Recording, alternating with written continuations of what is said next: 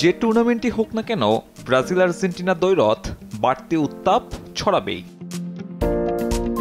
Messi নেইমারদের মতো বয়স ভিত্তিকেও একই আবহ। এই যেমন কনমেবলের অনূর্ধ্ব 20-এ ব্রাজিল আর্জেন্টিনার লড়াই আলোচনার জন্ম দিয়েছে বিশ্ব ফুটবল অঙ্গনে।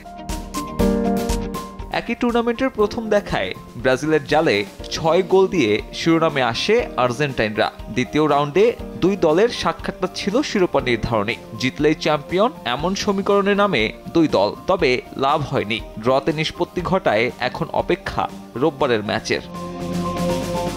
রোববারে ব্রাজিলের প্রতিপক্ষ চিলি আর আর্জেন্টিনার প্যারাগুয়ে। গোল ব্যবধানে এগিয়ে থাকায় সম্ভাবনা বেশি ব্রাজিলের। আর্জেন্টিনার পয়েন্ট সমান হলেও উতরাতে হবে চিরপ্রতিদ্বন্দ্বীদের গোল ব্যবধানের বাধা। কারাকাসে ম্যাচের শুরুতে আধিপত্য দেখায় আকাশী নীলরা। বল নিয়ন্ত্রণ, আক্রমণ কিংবা সুযোগ তৈরি সবকিছুতেই এগিয়ে আর্জেন্টিনা।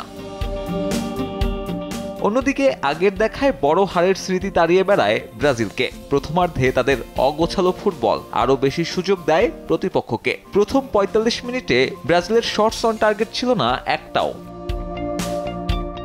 উল্টো শেষ দিকে যদিও সোলারকে ডি বক্সে ফাউল করে পেনাল্টি উপহার দেয় ব্রাজিল, সেখান থেকে পানিকা শটে আর্জেন্টিনাকে এগিয়ে দেন ক্লাদিও এচেভেরি।